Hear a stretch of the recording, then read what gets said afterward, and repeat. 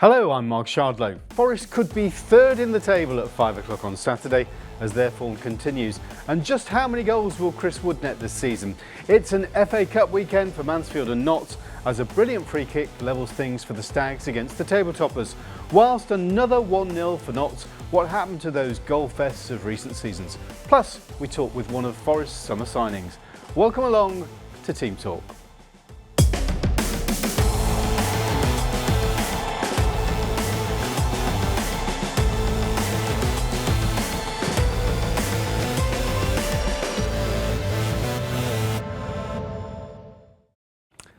Thank you for watching, and let me introduce you to our panel. We've got the former Notts forward manager, now Mansfield Town youth coach.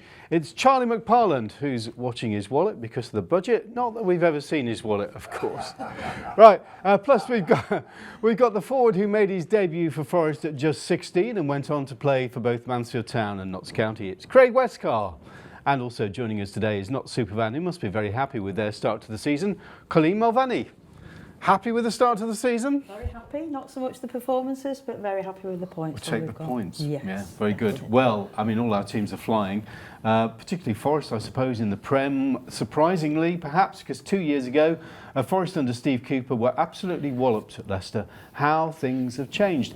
The Reds fans were singing about their old boss, but it was taunting the Foxes supporters whose team were well beaten on Friday night. Captain Ryan Yates grabbed the lead from outside the box. We'll get Charlie's thoughts on that in a moment, before Jamie Vardy equalised for the Foxes. And then once again, Chris Wood got on the score sheet, first with a great turn and shot, and then running through on goal with a lobbed header into the back of the net. Nuno Espirito Santo praised the squad's hard work, and especially that of the man up top. Second half was good, but first half also, I think we were really organised, the way we cut the lines, the way we block the movements of Leicester. It's a good team. They have this building, the wide areas are strong, 1v1s. They're always there to help our fullbacks. So this is what it's all about. This has been amazing for us. He commits himself, gives everything that he has, not only the goals. I repeat myself. And happy for Chris, really thankful for the work that he does for us, and special for the teammates, the way he leads. It's important. Hope he continues. Well, what do we think of Friday night, Craig? I mean, just in the end, it was a convincing win. Yeah, it was a good solid performance. First half, Leicester probably just shaded it, but after that, Forest kicked in and, yeah, deservedly got the victory. I think Forest are looking sharp, looking a lot fitter than last season. I think that's the key, and a few good signings as well have made it a lot better. And they are playing like a unit, like the manager said. Yeah, Colleen, did you watch it? I did watch it, yes, yeah. No, it was a good performance by Forest. Second half, thought it was pretty even first half. A couple of defensive errors let Forest in, and I think there was only one winner from that. I think they played really well. Yeah, second half especially, Charlie. It felt like Nuno changed things, and what I've liked about Nuno this season, he seems to be affecting games with his tactical changes and his substitutions. I mean, I thought, Steve Cooper probably edged the first half with Pereira inverting at fullback, Harry Winks on the ball a lot, but in the second half, all that was shut down. Yeah, no, definitely. They were cutting through Forest through the middle of the pitch from passing out for the back. The Forest striker and the number 10, Anderson, they were sort of trying to cut, but they were playing through them. Harry Winks was getting on the ball and threading lots of balls through. And again, nobody's really mentioned that Nuno sorted the problem out the second half, and that's what managers do. Then, poor defending from Leicester, but Forest bossed the game. I thought they were fantastic the second half. Dominguez, I've loved him the last few games.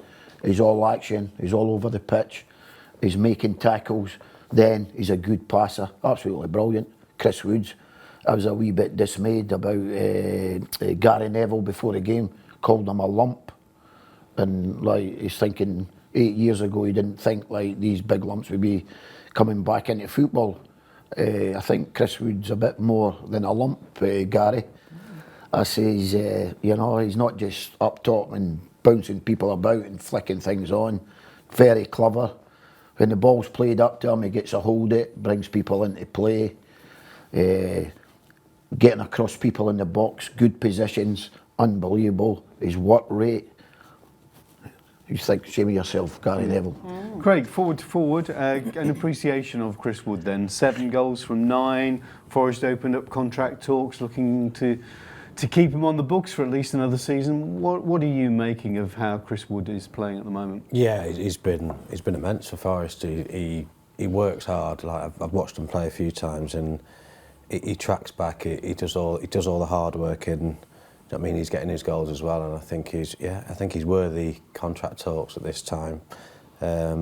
Actually, probably a bit too early, but because there's a long way to go. But yeah, he's had a great start, and yeah, Forest are playing really well. They're playing to his strengths as well. I think that's one of the things that's helping as well. They're playing to his strengths, and he looks really fit. He's a leader as well. I think he's a good person in the dressing room. Yeah. You know, I think he leads by example, and he'll be a voice in the dressing room. He's 32, 33. He's played in the Premier League for a long time at Burnley, went up to Newcastle, and I think his goals are worth their weight in gold. Well, we know Sean Dyche's been on this programme a couple of times, big fan of his. Yeah. Steve Cooper had him as part of the management group, and They didn't play him. didn't play him the right way. But well, to be fair, one year was in decent form, wasn't he? Yeah, it wasn't not bad for him. Yeah. What's the key then? I mean, is this just a little purple patch? I mean, you've both played up front. How do you keep the run going? Can you? I mean, if you sort of move it on 7 from 9 by the end of the season, you'll have got nearly 30 goals. Is that realistic, or is there going to be a bump in the road? There's always a bump in the road. Like if you score 30 goals in the Premier League, like you're sort of Erling Haaland class. You know, even the Salahs and that, and they're getting 20, aren't they? 21 goals. But like what Forest? And Forest will have a sticky patch. They all do. It's an unforgiving league. Any league you're playing in, be it Championship, League 1, League 2, you have your sticky patch. But if Forest get the balls in the right areas for Chris Wood, he'll score goals. He'll score goals. The first goal was fantastic. What a finish, little half turn in the corner. Yeah. Tight little turn. You know, you don't get that from a big lump. No. Honestly, what a fantastic. He could have had a few last week against Crystal Palace as well. I think Anderson played a great ball for one of them. I think he's headed it over. So he's getting in the right positions, and he's playing really well. Colleen, let me show you the table. And did you expect this, I wonder, at the start of the season from across the river? I mean, there we are, 7th. Yeah. And if Forest win on Saturday and the results go their way, they could be 3rd, 5 o'clock on Saturday. No, didn't expect it, to be honest. And looking at the table now and having watched the Premier League on TV lots, there's far worse teams than Forest in that league now, and the only way is up for them. I don't think they'll stay where they are. I think top 10 would be a great finish for them, but nowhere near. I expected them to struggle again, if I'm honest. Yeah. I mean, it is a strange league. There are lots of teams that you thought might have decent seasons that just aren't. You know, Manchester United, Newcastle, West Ham. It feels like it's one of those seasons where a few teams are underperforming. Yeah, I think there's a long way to go. But yeah, like we said before, it's a good start. But like you said, like United, they've changed their manager now, and I think West Ham are a couple of results away from doing the same as well, because they're not playing well at all. So I think Forest need to keep it up. Meanwhile, because them teams won't be in a bad patch all season, I think it will turn for them as well. So yeah, Forest just need to keep it up and keep being consistent. And they're doing this without more. You know, they've got their own injury issues, haven't they? They're right in the centre of the pitch. They're missing Sangari, Gibbs-White, Danilo. They're missing big players. Yeah. But you'll always miss Gibbs-White. You know, he's got his faults like every player, but you'll always miss him. But they've not missed him that much because they've looked really good in the last couple of games. You know, the Elliot Anderson is slotted into that number 10 position. Really skillful lad, young lad. There's a lot more to come from him as well. Yeah, I saw a report this week that he might be in the next England squad. Too early, or would you take that? Well, I was hoping he was going to be Scottish and go, and when we were going to take him, and I still hope that. Right. I'm not sure if he's got Anderson's a Scottish name. I'm not sure if he's been contacted, but I would have a look at the England squad and I'd have a look at that, and I'd say, well, the players they've got there. I know he's a young lad, but Whereabouts in the England squad? Yeah, Maybe there's a there. lot. that's what I mean. That's why I'd say it's the same with the young lad Harvey Barnes. I'd love him to go and pick Scotland. I played with his dad. His dad was a young lad at Notts County, Paul Barnes. Good player, scored lots of goals, and I think Harvey sort of turned it down. I'm thinking, a nice chance to go and play for Scotland in front of those Scottish fans like that. Never mind England. Never mind that, Mom. Come on. Yeah. But no, Elliot Anderson, Maybe I very. was thinking he very- might make a few World Cups in yeah, Europe. very talented lad, but they won't win them. That's for sure. Yeah. Well, all going well. And to be honest, I mean, I think the defence, to me, it's the defence that actually just secures everything at Forest at the moment. Milinkovic, Barilla. Yeah. He's a beast. Olena. They've been the weak spot for me at the minute is Marino, the left fullback. I think he's pleasing to the eye going forward. Defending wise, I don't think he's. And don't get me wrong, there's a lot of fullbacks now who are not good defenders because of the way they play the game now. But I'm still, I'd like to see Aina out there and Nico Williams playing at right fullback. Yeah. But again, the team's winning, so Well, I think I don't Marino's see in anyone it. So that's exploited that yet, though, Charlie. I don't know. I've seen him exploited a few times. What do you he's not- think? I thought he'd been really good. Yeah, he's not for me. Not I at thought the he moment. looked solid. No, going forward in that, he's pretty good, but defensively, I'm not so sure. Okay, right. All right, we're going to talk a bit more Forest in a bit. We're going to have a break now. When we come back, we'll be chatting to Forest. We'll be hearing from James Ward-Prowse, who, of course, used to play for Forest opponents this weekend, West Ham. Plus, we'll be talking Mansfield and Notts County.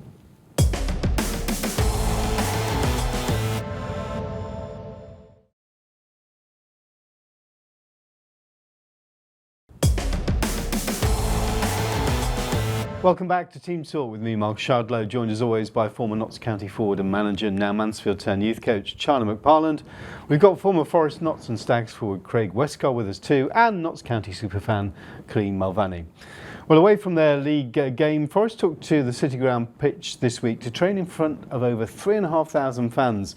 And we went down and had a chat with midfielder James Ward-Prowse about how he's finding the club and what he thinks of the new England boss. It's always an intense training session to be part of. It's one of the reasons why I think we've been doing so well this season is the training level and the competition within the squad's been really high. So the fans have had a real treat today. It's been brilliant. I think joining the club beforehand, I felt that family feeling straight away, and I think that's something that has sort of been similar to the other clubs that I've been at. So I feel like it was a really, really good fit, and it's a fantastic group of lads to be part of and working every day. So I'm really enjoying it. In general, the squad's very strong. I think in every position you've got players itching to play, and if one's not playing, you know that there's another quality player there ready to come in. So that was really healthy and something that I think will stand us a good stead going forward. It's all part of football. You can't necessarily play every game, and there's good competition. It's healthy, and it's tough to watch and not feel like you can contribute, but this weekend's obviously a bit of an exception, but we'll see. Hopefully a possibility, and something that every English player is always working towards, and I think it's an exciting opportunity, a new chapter for English football, and we'll have to see what happens. Another Forest player with the England ambitions, which is great to hear and great to see. 3,500 fans at training, that's pretty decent. Are you going to find space for James Ward-Prowse in the team against his former club, West Ham? Yes, I think he will. Oh, yeah, but he can't. Who would you leave out? I'd leave Yates out. Yeah, but he can't play this week because, of course, it's West Ham, so he's not going to play. But what about the few? When it comes to Newcastle in a week or so's time, we're going to play Ward-Prowse. We're going to bring back Gibbs White. Who are we going to leave out? It's tricky at the moment. You always miss Gibbs White. He's one of their best players, but they've not missed him because I think they've won the games quite comfortably in the end. You've got Elliot Anderson, who's slotted in number 10. He can play there, no problem. Then you've got Domingos doing great. Then you've got Yates, who's doing okay. You know what I mean? So, and it's a winning team again.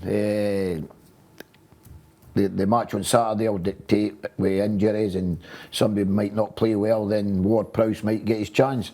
And a really strong squad, Yeah, Really and strong James squad. was talking about it there, wasn't he? About how the manager keeps a squad together when you've got so many players who are playing well and who deserve their place. How have you been in that situation where you've sort of had to rotate? You've had to be on the bench, even if you think that. I don't think you have to. Go on, Craig. You don't have to what? You don't have to rotate for the sake of it. No, We've spoken about yeah. before when managers, they think because the players on the bench have to try and get them on the pitch.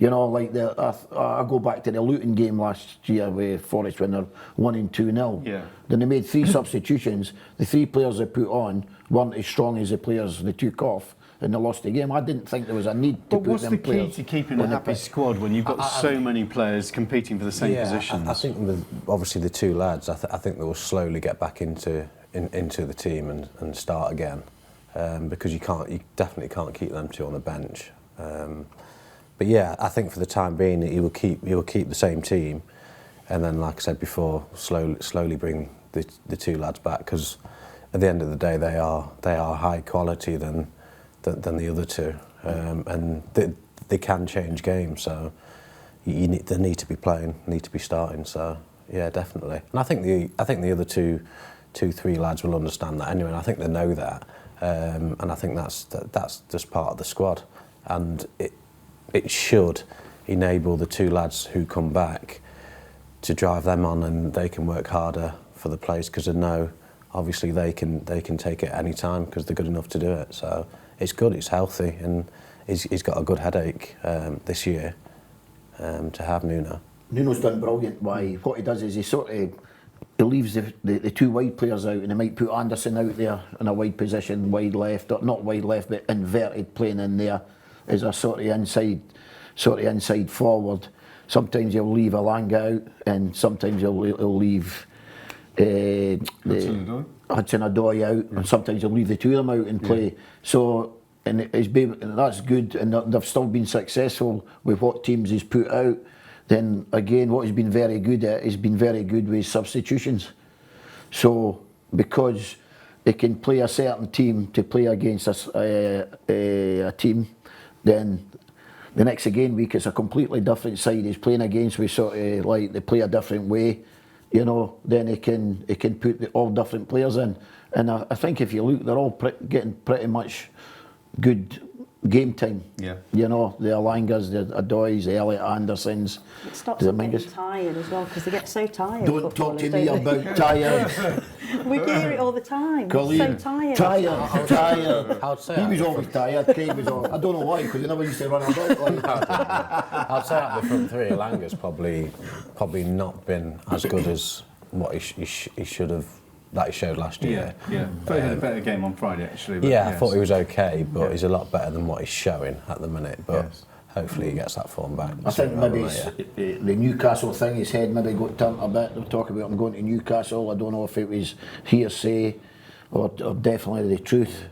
But I just think some players just you lose a bit of form, don't you? Yeah, I mean they've stuck with it, and he's playing himself into form. Internationals as well, didn't he, in the summer and stuff? So I think he's just getting his way back into it, which hopefully that's it. I think they've got a really strong squad, and I'm still for a top 10th position. I think that could be the spot. The next 5 games are fascinating as well, because 3 of them at home against teams that at the moment, despite Forest's sort of indifferent home form, they'd expect to get points. West Ham this weekend, Newcastle been out of it this season, Ipswich are going to be struggling, and then 2 absolutely fascinating away games thrown in there as well, which with Forest's incredible away form, it'd be amazing to see how they get on at Arsenal and Manchester City.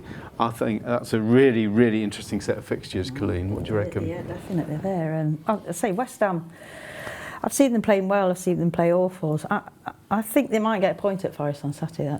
That's my thoughts. Newcastle, I don't know what's wrong with their team at the moment, so they could definitely get something from that. And who knows at Arsenal and City? I mean, Southampton played City at the weekend, and Pep was saying how amazing they were. And I think Forest are a far better team than that. So it depends which would City turn up really, whether they want to bother. But who knows? And Ipswich, I think again. But then Forest lost at home to, was it Fulham? Fulham, yeah. Who you didn't yeah. expect. They didn't play well. That was No. probably the worst performance of the season, I would say. A bit complacency in there, but who knows? I think the Arsenal away one will show how far Forest have come. Yeah, yeah. Arsenal away. I Yeah. think City Before one's kind City. of, if they want to go up gears, they will do. But Yeah. I think with Arsenal, it will show how far they've come. Forest. Because the only best team defender. to beat Liverpool this season, you know, been playing such great. Forest have went to Chelsea, Exactly. unfortunately not to win the game, you know, seconds, minutes, you know, to Brighton. I thought they deserve something at Brighton, definitely to win the game, you know. No, Forest are they're resilient, and it starts with the goalkeeper. Let's not forget the goalkeeper. He's done marvellous. Hey, even got an assist on Friday. Yeah, and them two centre halves, I really drool watching them playing. I'm drooling about them. The big Milenkovic, he goes and sticks his head on it, and he can also play. Murillo, again, I think he's one of the best 1v1 defenders in the Premier League. Got a lovely left foot. Takes a chance at times, and you're a wee bit worried about that. But at the minute, I've really enjoyed watching them play. And that's something for me, innit? It is. Miserable it is. job. Yeah, Right, but- exactly. But I get it. Yeah, yeah. Not You as know. well enjoying Forest playing as just never heard of. Yeah. You enjoying watching them as well? Yeah, I It's enjoy, great, I enjoy, isn't it? I enjoy the two centre halves. They've Yeah. got, obviously, there's bigger tests to come, but yeah, they've great partnership, and I think they're holding it together for Forest, definitely. It's a good base to start Yeah, from. it's a great base. Yeah. It is, really is. Very good. Right, well, Park Forest, and another successful week for them. Go to the women's game. There was no match for the Forest women this weekend because of the international fixtures, but we can bring you an update from across the Trent. Notts County women travelled to Boldmere St Michael's in the League Below Forest. The home side went 3 up into the break, and Notts were only able to get 1 back as a consolation, so 3-1 defeat. They currently sit 6th in the league on 12 points from 9 games, and head coach Adam Dunleavy gave credit to the opponents after the weekend, but said Notts weren't good enough in the first half. Yeah, difficult fixture. Really frustrating first half. Pleasing stuff second half. Credit where it's due. I think Boldmere are a very strong side. We know that. They moved the ball really well and deserve to be 3 goals up first half, no question. In terms of how we could have affected the first half better, I think we were a little bit off the pace. I think some of the roles and responsibilities out of possession, we as a staff have to get across better to players, so we take ownership for that. And then if an opposition looks a little bit different to how you expect them to, you need to problem solve and deal with that. It's almost like a rebuild for the Notts County women, isn't it? You know, they were ahead of the time, really. If you think of the players, you know, just like Ellen White, who were playing at Meadow Lane 10 years ago. How are you feeling about the women's game in Notts County? Slowly but surely. I mean, they've had to start all over again. They had this fake funding around Munto, and we were getting good players in, paying them. But it's hard to watch them at that level, having seen and played for them at a higher level. But that's what teams have to do when they've had their funding pulled, which they did quite cruelly. And we're just starting from the bottom again there. So, Exactly. Right, it was the FA Cup this weekend. Notts are playing Sporting Khalsa, and Forest women play Notts' previous opponents there, Boldmere St Michael's, on Sunday in the same competition. And we've got Mansfield Town and Notts County still to come after this break.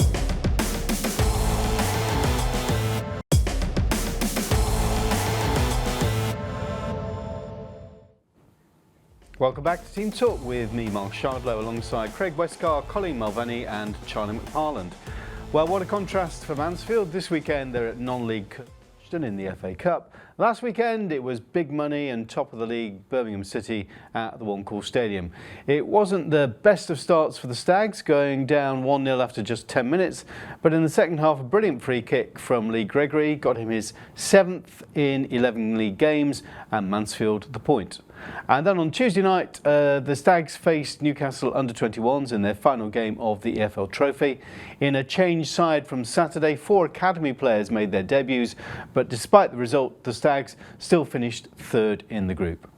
Well, after Saturday's game with Birmingham, manager Nigel Clough said in a tough game, all the players put in maximum effort. The team just lifts everybody, it lifts the whole stadium, and all of a sudden the momentum shifts, and I thought we were in the ascendancy for a little period, but you always have to be very careful because of the quality that they have all over the pitch and the pace. I think that was the thing today. They're bringing lads in wide areas with a lot of pace and a lot of skill, and we just about dealt with them. 16 people involved today, and every single one of them, Quinny comes on for the last 15 minutes and does his job. After we ran the most in terms of distance at Wigan the other night, a few pairs of fresh legs, but not that many, and to do it again today, this is what's going to hopefully keep us in the league. He said 16, but I'm going for 16 players and the coaching staff on Saturday. They all put a shift in there, and they celebrated at the end of the game. It was like, winning the title or something. You could say over-celebrated, but I think it was relief and pride in taking a point from the big boys. Nothing wrong with that. No, nothing wrong with that. It's a fixture that probably we all looked at and thought Birmingham would probably get the win, but it was a good performance, and they could have nicked it at the end. They had 3 one-on-ones and probably should have got one of them in. So, no, great result for Mansfield on Saturday. Fared the worst in the first half, though, Colleen. I mean, Birmingham were absolutely dominating that one. Like there's a friend who we text between matches while we were at Nottingham there at Stags, and she thought they got 20 players on the pitch in the first half, but in the second half it sounds like they made a real fight of it, which is great against teams like Birmingham in a league where they're spending 16 million, is it, on one player? It's great to see the smaller clubs doing it against them. Yeah. We talked about Nuno's substitutions, but Nigel made 3 substitutions at half-time in this one. Changed the game, a completely different second half. Yeah, the beauty of Nigel's a wily old fox, like, and the beauty is the substitutions he's bringing on. They're all good players. He's not weakening his team, Yeah. So he's saying, he's maybe having a little struggle today. I can put Quinter on. Yeah, I mean, and they're going to do a job because they're as good as the players, or if not, you're taking off. So he's very, very strong, experienced players. And when it was a big week for Mansfield, Stevenage, Wigan, Birmingham City. Then when they lost to the Stevenage game, you're thinking, we'll have to go up to Wigan on Tuesday. Then we've got Birmingham City on Saturday, and it could have been. People are thinking, be lucky to get points out of that, but they've recovered. Went up to Wigan, won the football match. Yeah. Great result. Birmingham City come to town, they score in 10 minutes, and you think, this could be a rout because it's Manchester City off League One, but regarding finances. But again, they stayed in the game. They didn't go 2 down before half time or 3 down. Stay in the game, keep it 1-0. That's what they did. Then Nigel made his changes the second half, and in the end, I was listening on the radio coming back for our game, and I'm thinking the lads will be disappointed not to win the football matches with the chances. Yeah. So again, it's exciting times. But it's exciting too. I mean, rather like Notts County, you're getting crowds of nearly 10,000. It's sort of unbelievable if you think back just 3 or 4 years that Mansfield could be attracting this sort of attendance. Yeah, well Nigel Clough's done a great job for the last 4 years. 4 years next week. Last 4 years, yeah. So he's done a great job. He's got a great squad together, and that just doesn't surprise me. That the amount of people coming, because it is good football, and do you know what I mean? He's done very well at Mansfield. Yeah, we talked about Forest and their position in the table, which was surprising. Let's have a look at the League One table. Colleen, just thoughts about this table as well. Yeah. People were pessimistic about Mansfield in League One, but they've just had such a great start. And as Craig says, the squad that he's got together, the experience he's got, and he can bring players off the substitutes bench that are as good, better, whatever, and maintain that pressure that they're doing, and it's good for them. It hurts. It hurts as it does looking at the Premier League, but you know, good for them. It's good to, as I say, smaller clubs doing well in better leagues, in high leagues is great. I love it. You look at that. Reading have been in the Premier League. Huddersfield have been in the Premier League. Birmingham City have been in the Premier League. It's a tough old league. You've got Wrexham spending all that dosh. You've got Stockport spending a lot of money. Tough old league. Tough old league. Yeah.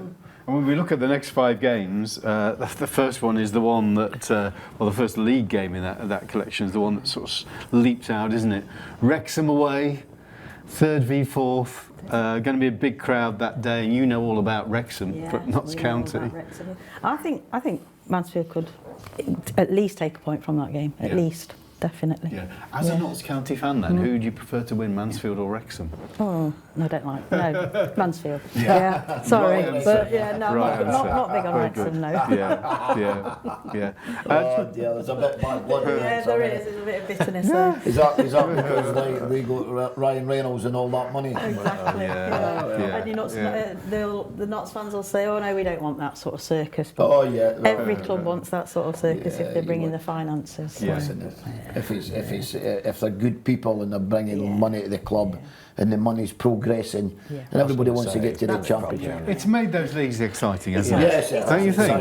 It's added a wee bit spicy. He's done it well. I think Ryan Reynolds has. Back as well to lower league. As you say, the attendances and it's great. They've not been idiots with it, have they? No. They've been very respectful and they've put their money where their mouth is and that.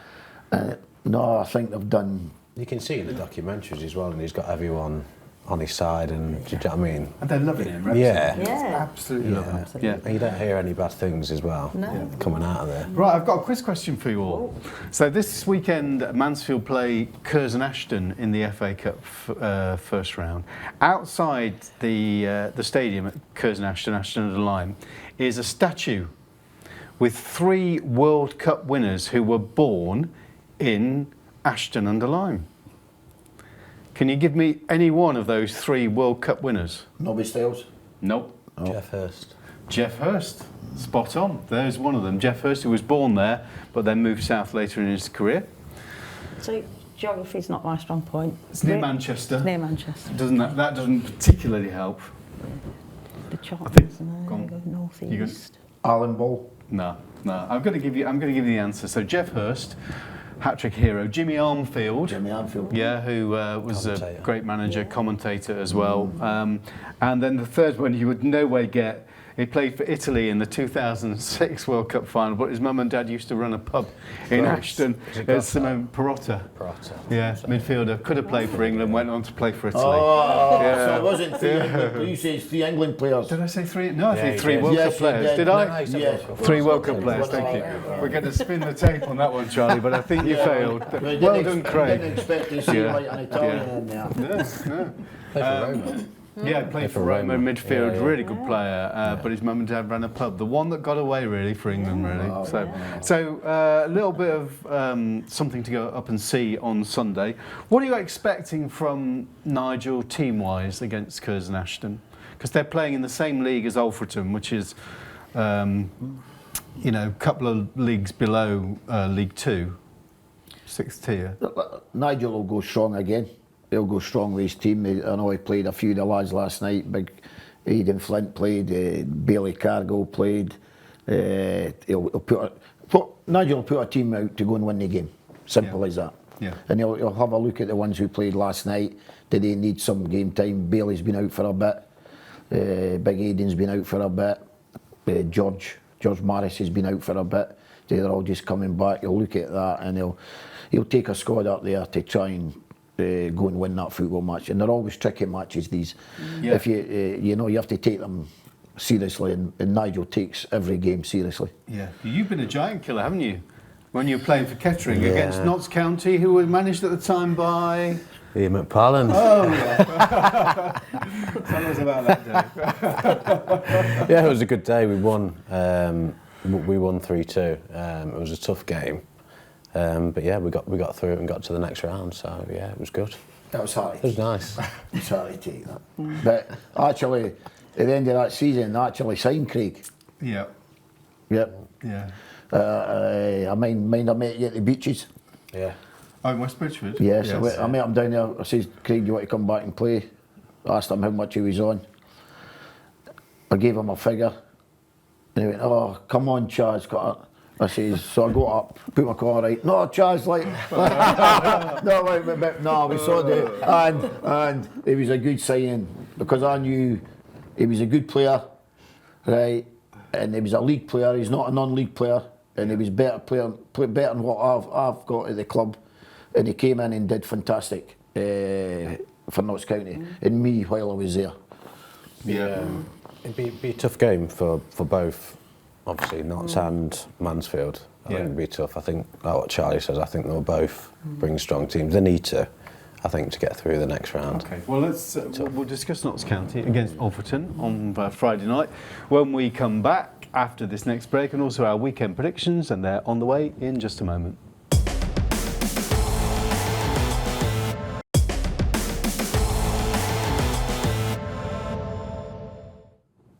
Welcome back to Team Talk with Charlie McParland, Craig Westcarr, Colleen Malvany and myself, Mark Shardlow. Notts County now, and it's about time we had a cup run at Meadow Lane. They go into the local derby with Alfreton, unbeaten in 4 after a 1-0 win over Harrogate. It was the third game in a row where the Pies only came away with a single goal to their name. And it was Alassana Jatta who was on the mark again for County, which keeps them in the automatic promotion spots. Head coach Stuart Maynard says they struggled to break the deadlock in the first half.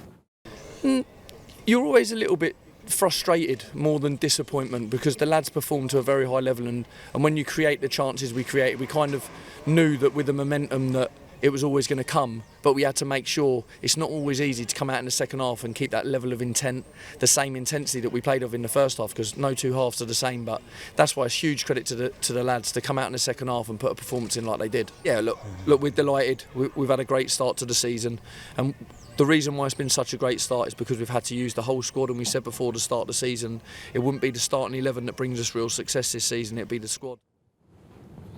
Ooh, a great start to the season. Is it a great start to the season? Points-wise, it's a great start. Yeah. Performance-wise, not so. But if we'd have had the defence that we got this year, of the attack we had last year, then I don't think we'd still be in League Two anyway. The defence has made such a massive difference, but it possibly at the expense of the attacking, flowing football that we've had in previous seasons. But I'd still rather take a 1-0 than a 5-all. Would you? I was going to ask you that, because the Grimsby game, I remember 5-all, the exciting football, the anticipation of going to Meadow Lane on a Saturday and seeing plenty of goals. But we know, just looking at the stats, it's one goal. It's one goal, and it's, again, more possession, more passes, more accuracy with the passes. The keeper was on good form, their keeper, who is a Notts fan, incidentally. Yeah. He's a good keeper, and he was on good form, and he made some excellent saves.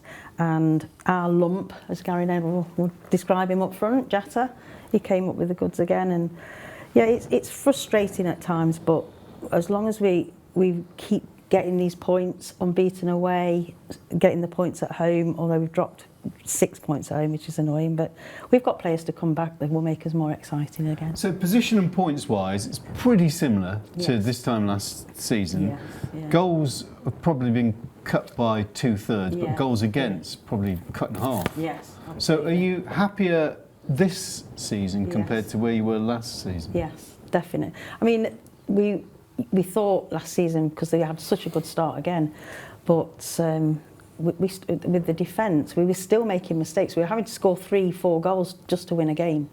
I'd rather just score 1 goal and be tight at the back. I really would, yeah. How about from a manager's perspective then, Charlie?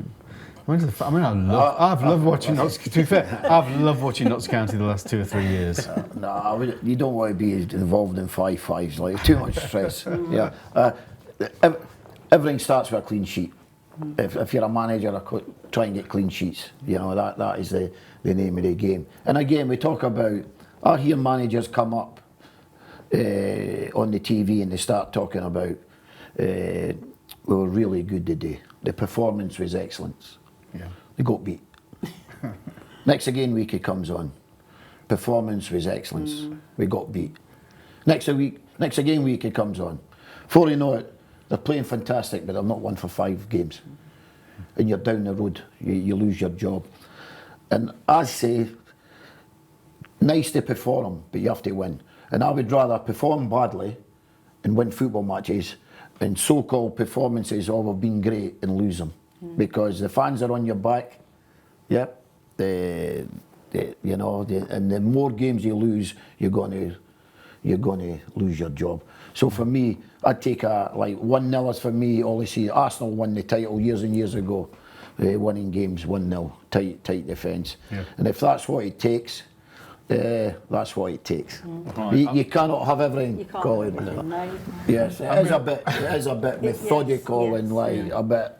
You know, it could maybe get the tempo of the game. You know, get the tempo going a little bit more. But listen, you take that at the start of the season. That's the problem with football fans. They want everything. You lot, don't you? Yeah. Well, I'm going to look back at my interviews with you from the BBC days and see what your after-match interviews were like. Actually, I made a note of that. Boring. That's the miserable jock, I think they're going to call me. Craig, look at the table here, and I mean, I think. Whatever we're saying about the pragmatic performances at the moment, the fact that Notts County are third, they're in that automatic position, that's where you want to be. Yeah, that is where you want to be, and I think at the minute you'll take a 1-0, like the guys have said. Difficult, solid at the back this year, agree with, but unfortunately they've just had injuries around up top, which is slowing it down a lot, and you can see that in the performances. So to keep winning, and hopefully when the lads are back, hopefully then can kick on and get a few more goals and get a few more wins. But yeah, we'll take it for now at the minute. I mean, looking at the goals for, actually, I didn't realise in that league table. I mean, we've scored 22.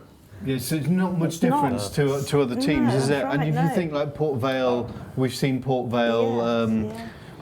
You know, they're topping the table. Yeah. There's not a lot of difference there, is there? No. And like you say, players to come back. You know, this is a Notts County team that at the weekend was without Crowley and Jody Jones as well. Two of the best players in the league. Yeah. But you talk about, I think the Notts County over the last couple of years, you're just like used to them like scoring goals for fun, right? You know, 3-4 goals, winning games 4-3, 4-2, and all that stuff. And let's not forget, they've sold Macaulay Langstaff. So you take him out your team in League Two. Hey, listen, there's 25 goals to claw back. So let's not forget about personnel and put it in context. So where they're at, and they've brought probably 750 grand into the football club, and they're still top 3. So looking at the next few games, the next league game is a big one, I think, against the informed team at the end of last season and doing well this season, Doncaster. So with that in mind, what are we thinking about Alfreton at Meadow Lane on Friday night? I mean, as I said earlier, it's about time there's a decent cup run for Notts County. Actually, yeah, we've been knocked out in the early rounds for many years, unfortunately, but I can't see Stuart Maynard playing too strong a team. We are thin on the ground with players. The squad's small, 16, 17, and it's not a lot of players to call on with the injuries we've got as well. It'd be great to beat them, but apparently they're a very tough side, play direct football, which we're not brilliant with. So I'd be surprised if he put a strong team out, but hopefully we've got enough, even with the ones he brings in to take. And as a fan, you know, obviously you want promotion, but where does the FA Cup sit in what you want? FA Cup. I mean, I think most fans do. It's a shame over the years it's sort of got less important because it was always such a great competition, but it can be a money spinner as well. So lower teams, you know, even Alfreton, if they got a draw, you know, I don't know how big their ground is. I've never been. It's a decent, the Impact Arena. I mean, they sort of knocked on the door of getting promotion to the league. Wayne Bradley there, the owner's done a terrific job for many years. a very pragmatic side. You've seen them, you've played against them. Yeah, played against them before, played for them as well, yeah. So it'd be, you don't want to replay there. No. It'd be tight ground, it'd be packed as well, so a bit of a slope as well there. So I think Notts County will go strong. You do. Yeah, and I hope they do, just to get the job done.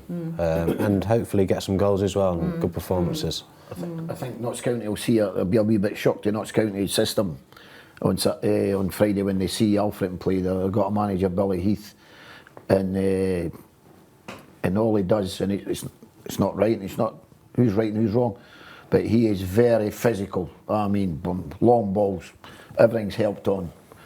They'll be fired at them. They'll put them right under pressure. If Notts County can take the sting out of that and get passing a bit and get it down the sides, they'll win the game comfortably. But don't get into a battle with them. You know, just let them smash their long balls. If Notts County win their headers, the defenders, and the second balls, they'll win the game. But if they don't, they'll have a little struggle. Okay. Time now for our predictions. FA Cup first round proper then. Notts against Alfreton Friday night at Meadow Lane. Charlie? Notts County, yep. I'll go Notts. Yeah. Notts County. Yeah. Second round beckoning then for Notts County. Following that, it's Forest against West Ham on Saturday afternoon at 3 o'clock. Draw. I think that could. I've got a wee sneak at a draw. West Ham have picked up a win, but they've got good players. Draw. Yeah, Colleen? I'm going to draw, maybe Antonio against his offside if he plays. Yeah, yes. you never know. Yeah. Yeah, Charlie's right. They have got some players that could nick a goal. Bowen and They've that. not performed though, have they? No, they were awful on Sunday. They should have got beat, really. It's a great chance for Forest, Craig, again, but it's just I'm just sort of going gut feeling a bit on that. Hopefully a Forest win, but Yeah, I'm going to go Forest win. Yeah. I'm going to go Forest win. Yeah. Just through momentum at the minute. Yeah, they certainly have got that at the moment. And then, of course, on Sunday afternoon at 2 o'clock, it's Curzon Ashton against Mansfield Town. Mansfield win. Yeah. Tricky game, but Mansfield win. Yeah. Yeah, I mean, it's a small ground up in the middle of the hills there, just near Manchester. I'll go Mansfield win, definitely. Yeah. Easy Mansfield win, Yeah. easily. Very good. And who would you fancy in the second round then, if you're a Notts County fan? Someone like Derby at home, maybe. Well, they're in the Championship, so we Oh, can't they have know them. they're the next one. Yeah. Birmingham, Mansfield at home. Mansfield at home. Be a game Yeah. Chance to get your revenge from last season. I can definitely give them a better game than last season. Fantastic. That could be a sell Brilliant. that one. Couldn't be worse. Yeah, you get 20,000. Very good. So the FA Cup begins for Notts and Mansfield. We'll be back next week for more football chat covering all things Forest, Stags and County. Thank you to Craig, to Colleen and to Charlie, and thank you for watching. See you next week. Bye-bye.